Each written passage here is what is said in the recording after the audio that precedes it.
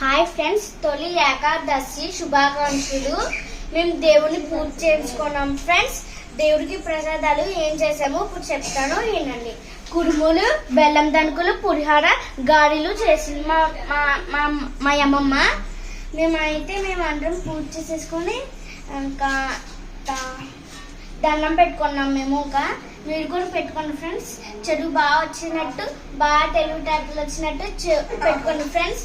మా డబ్బులు ఎక్కువ రావాలని, సంతోషపడాలని, కష్టాలు ఏమి రాకుండా చూసుకోండి ఫ్రెండ్స్. ఆయన సరే ఫ్రెండ్స్, బాయ్. తొలి ఏకాదశి శుభాకాంక్షలు. బాయ్. తొలి ఏకాదశి.